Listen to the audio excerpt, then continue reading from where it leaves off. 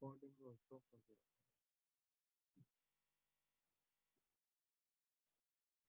है बेटा। तो बेसिक जो डायग्राम अपना क्या रहता है, बेसिक डायग्राम यहाँ पे देखिए, बेसिक डायग्राम जो अपन को न्यूमेरिकल के लिए यूज करना है वो डायग्राम आपका कुछ ऐसा रहेगा।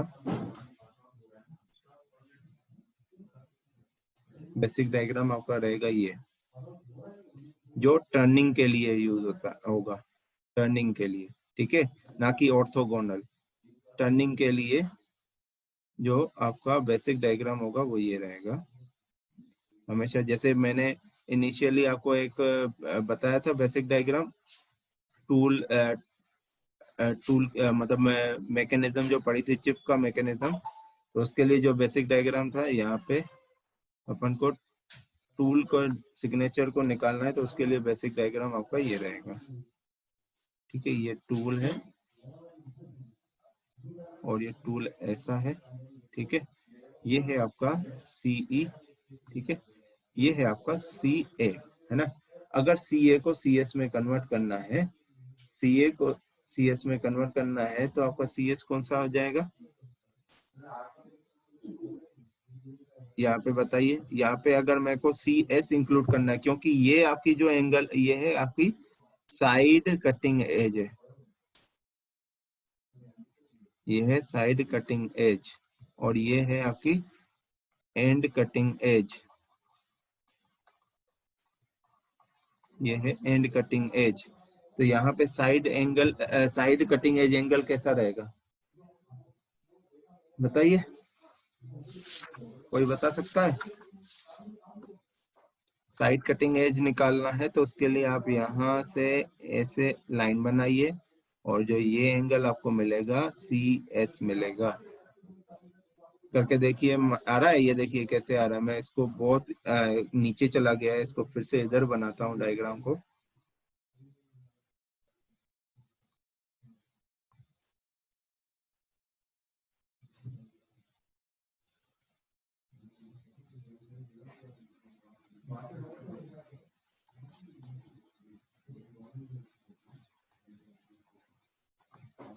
तो ऐसा करके कुछ होता है, इसको बोलते हैं CE। ये जो होता है आपका क्या, CA। तो देखिए, अगर मैं इसको आगे बढ़ाऊं यहाँ पे, तो CA क्या होता है, CS इज इक्वल टू क्या होता है, 90 माइनस CA होता है। तो अगर मैं इसे राइट एंगल ट्रायंगल बनाऊं, तो ये वाला एंगल क्या होगा भाई, ये CA है और ये 90 है, और CS की वैल्यू होती है 90 minus CA।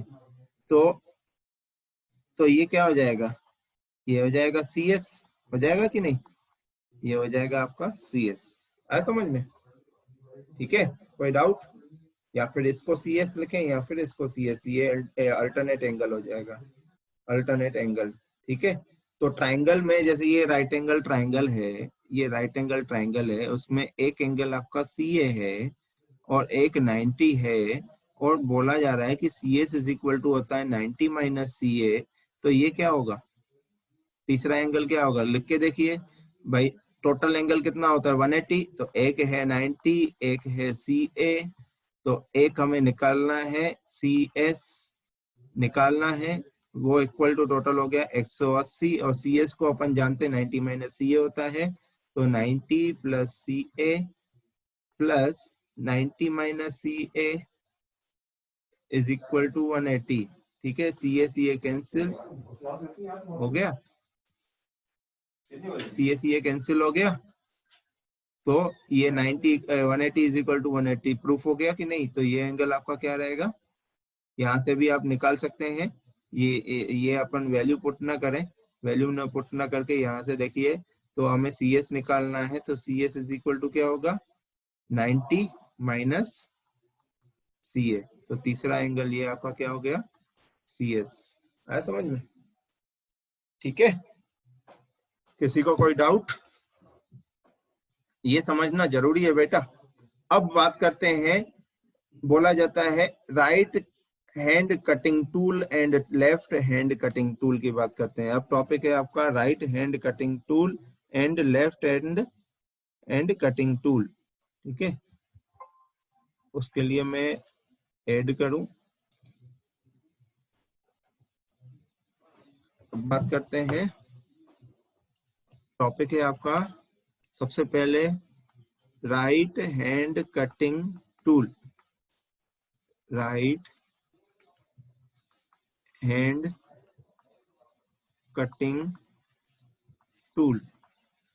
Right hand cutting tool कैसा होता है देखिए।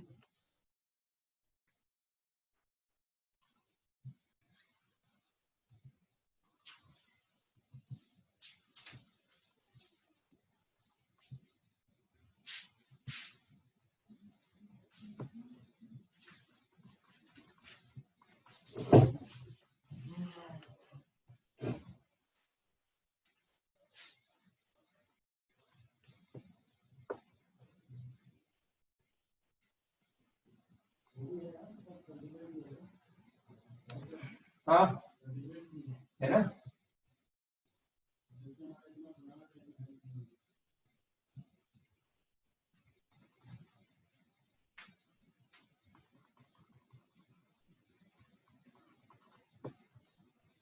तो राइट हैंड कटिंग टूल किसको बोलते हैं? जब फीड लेफ्ट हैंड डायरेक्शन में होता है, फीड जब लेफ्ट डायरेक्शन में होता है तो ये जो टूल होता है उसको बोला जाता है राइट हैंड कटिंग टूल। ठीक है। टूल जो उसको जब अगर को लेफ्ट डायरेक्शन में फीड करना होता है हमें, जैसे ये क्या हो रहा है, पहले आपका टूल इधर था, कटिंग कैसे हो रही है, किस डायरेक्शन में हो रही है, इस डायरेक्शन में। ऐसे कटिंग होते होते आपका फाइनल डायमेंशन क्या बन जाएगी, आपकी ये डायमेंशन बन जाएगी। ठीक है। तो कैसे फ्लो कर फीड कैसे जा रहा है, लेफ्ट हैंड साइड डायरेक्शन में। तो ये टूल क्या कहलाता है, राइट हैंड कटिंग टूल। और अगर अपन को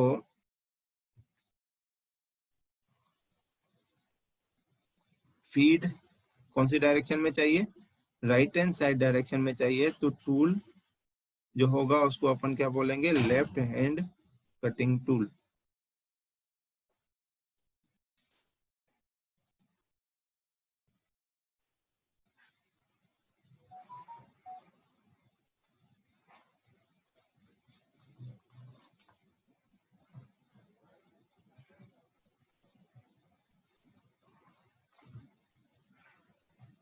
तो अब एंड कटिंग एज इधर आ गई सीई, और साइड कटिंग एज इधर आ गया, ये आपका सी एस। ठीक है। तो इसको यहाँ पे फीड क्या है, फीड राइट साइड डायरेक्शन में है। अगर फीड राइट साइड डायरेक्शन में होता है तो जो टूल होता है वो लेफ्ट हैंड कटिंग टूल होता है, लेफ्ट हैंड कटिंग टूल। ठीक है। लेफ्ट हैंड कटिंग टूल आया समझ में?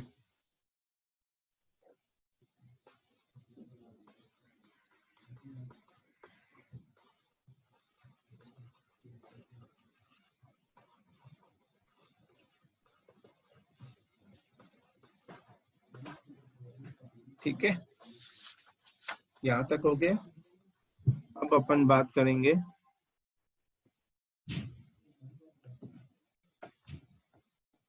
अब बात करेंगे फाइनली आते हैं ऑर्थोगोनल कटिंग क्या होता है और ऑब्लिक कटिंग क्या होता है। अभी तक अपन बस नाम ही सुनते हुए हैं कि ऑर्थोगोनल कटिंग और क्या, ऑब्लिक कटिंग। ये जो मैं अभी दिखाया था डायग्राम, ये डायग्राम जो मैंने दिखाया है, ये जो मैंने डायग्राम दिखाया है, ये डायग्राम है ऑब्लिक कटिंग का डायग्राम है। किसका, ऑब्लिक कटिंग का। ऑर्थोगोनल कटिंग का डायग्राम ऐसा दिखेगा, आपको दिखाते हैं। ऑर्थोगोनल कटिंग का डायग्राम आपको ऐसा दिखेगा, देखिए।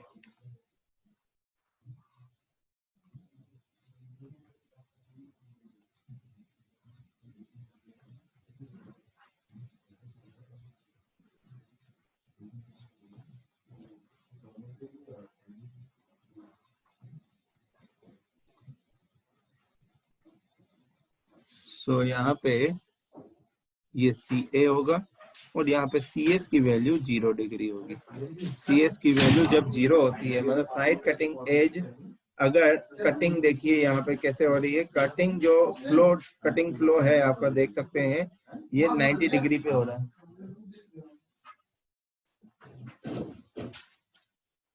अब जैसे यहाँ पे चिप का फॉर्मेशन होगा, चिप का फॉर्मेशन किस डायरेक्शन में होगा, इस डायरेक्शन में होगा, ठीक है, इस डायरेक्शन में होगा, और जो टूल किस डायरेक्शन में चल रहा है, इस डायरेक्शन में। तो कटिंग वेलोसिटी और टूल चिप फ्लो डायरेक्शन दोनों मतलब दोनों क्या है, एक दूसरे के परपेंडिकुलर हैं। तो अगर ऐसा परपेंडिकुलर होते हैं तो उसको अपन क्या बोलते हैं, ऑर्थोगोनल ऑर्थोगोनल कटिंग बोलते हैं उसको, जिसमें सी एस की वैल्यू हमें क्या मिलती है, 0। अगर सी एस 0 है तो सी ए की वैल्यू कितनी मिलेगी, 90 डिग्री, ठीक है। अप्रोच एंगल कितना हो चाहिए, 90 डिग्री। अब फिर से अपन चलते हैं, क्या बोलता है orthogonal, the cutting edge of the tool is perpendicular to the direction of the cutting velocity.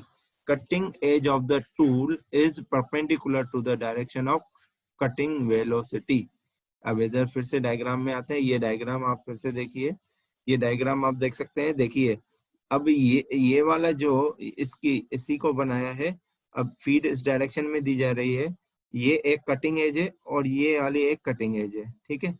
दो कटिंग एज आपको दिख रही हैं, ये साइड कटिंग एज है और ये एंड कटिंग है। इन दोनों को, इस वाले डायग्राम को और इसको मैंने कंपेयर किया, तो ये आपको कुछ, ये तो एंड कटिंग एज है और ये क्या हो जाएगी आपकी साइड कटिंग एज। ये साइड कटिंग एज जो एंगल बनाती है कितना, 0 डिग्री सी एस है, जिसमें जो मतलब साइड कटिंग एज एंगल जिसका अपन ने कितना दिया है, 0 दिया है।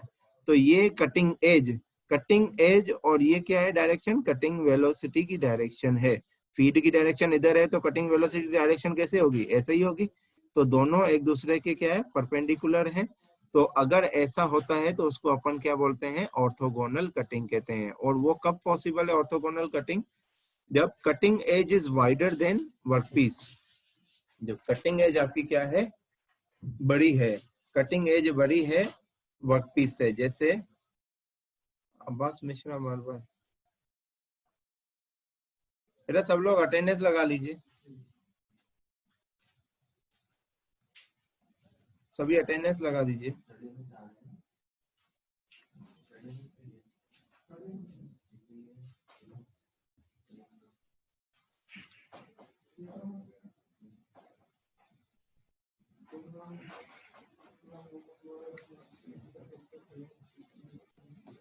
लगा ली सभी ने अटेंडेंस?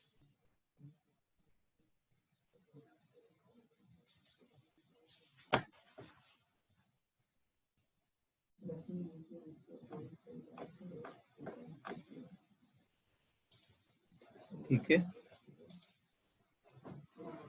देखिए जैसे ये आपका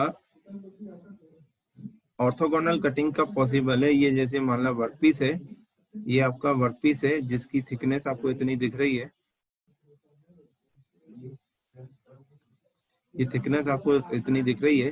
तो आपका जो चिप होना चाहिए, जो आपका जो कटिंग एज कितनी है, जो कटिंग एज है वो बड़ी होनी चाहिए। मतलब जो काटने वाला जो टूल है, इसकी जो कटिंग एज है वो बड़ी होनी चाहिए एज कम्पेयर टू वर्कपीस की width के थिकनेस से, तभी ऑर्थोगोनल कटिंग पॉसिबल है। देखिए यहाँ पे डायग्राम भी बना हुआ है, तो कैसे, ये देखिए यहाँ पे आपका ये वर्कपीस की आपको थिकनेस दिख रही है, और ये कटिंग एज की जो आपको विड्थ दिख रही है वो बड़ी है, और ये जो आपका थिकनेस है किसकी है, वर्कपीस की।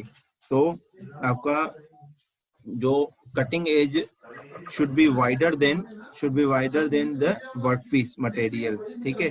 अगर ज्यादा बड़ा होगा तभी ये यहाँ पे सर वाइडर होगा, तभी यहाँ पे ऑर्थोगोनल कटिंग पॉसिबल है। देखिए यहाँ पे इन दोनों में डिफरेंस देखिए, दोनों में कटिंग कैसे हो रही है। अब यहाँ पे देखिए ये बिल्कुल आपका टूल बिल्कुल वर्कपीस के अलोंग सीधे सीधे चल रहा है, और जो आपका जो चिप का फॉर्मेशन है ये बिल्कुल ऊपर की तरफ हो रहा है। और जैसे ही टूल चिप जो बड़ी हो जा रही है, मतलब कंटिन्यूअस चिप बन रही है, तो वो रोल हो जाके ऐसे बन जा रही है।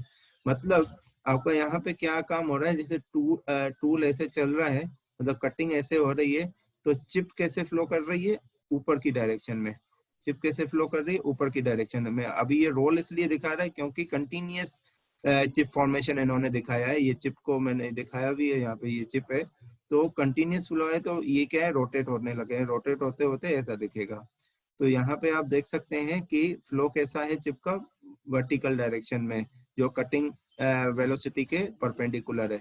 और यहाँ पे देखिए इसको अपन बोलते हैं, इसको बोलते हैं इन,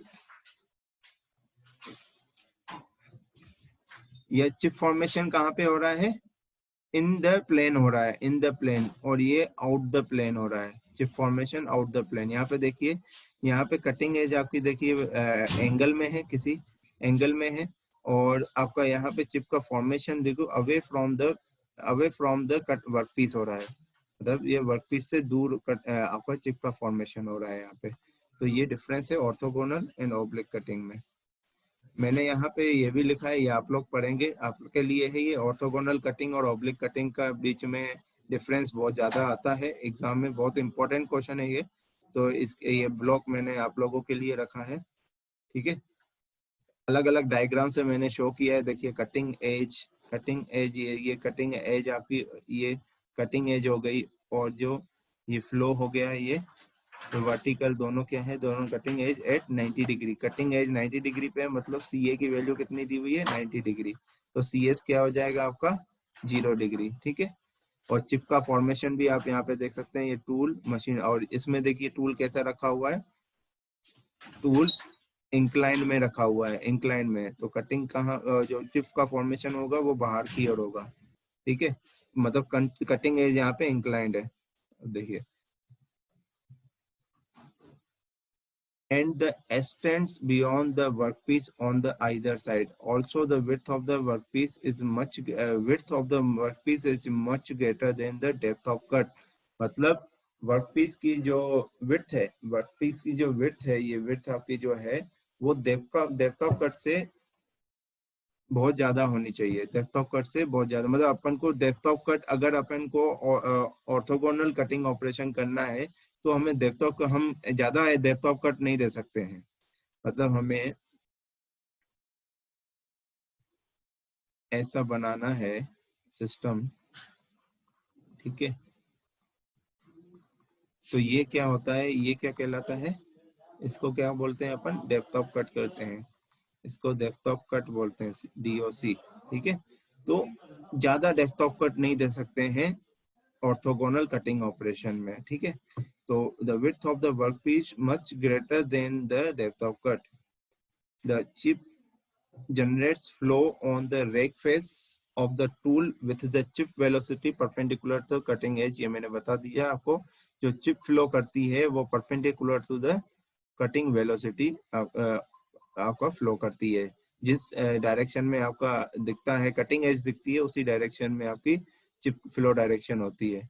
the cutting force acts along the two direction only, that is 2D metal cutting. यहाँ पे क्या होता है ये देखिए, अभी तक अपन ने ऑर्थोगोनल कटिंग में फोर्सेस देखे हैं, आगे चले के अपन कहाँ देखेंगे फोर्सेस, जो देखेंगे वो हम, जैसे अपन ने अभी फोर्स कौन सा पढ़ा है, FC फोर्स पढ़ा है और FT फोर्स पढ़ा है ना, FC और FT पढ़ा है।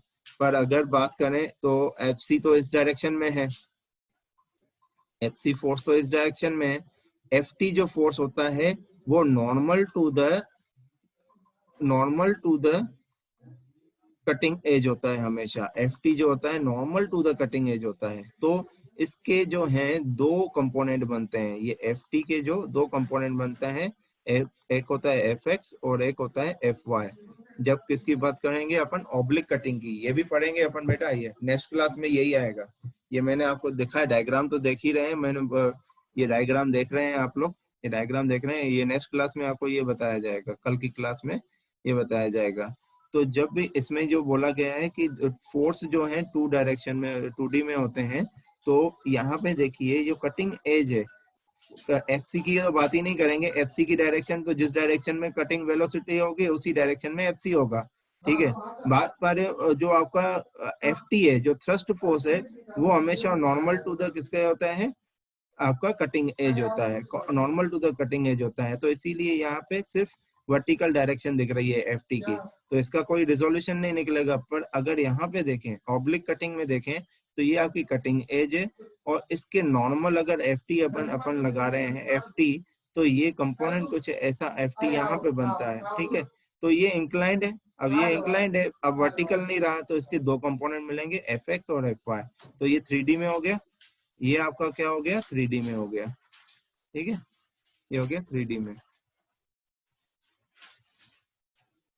ठीक है, आज के लिए इतना ही। आज ऑर्थोगोनल कटिंग, कल अपन ऑब्लिक कटिंग पढ़ेंगे और उसके बाद उसमें फोर्सेस कैसे लगती वो पढ़ेंगे। ठीक है, have a nice day, thank you.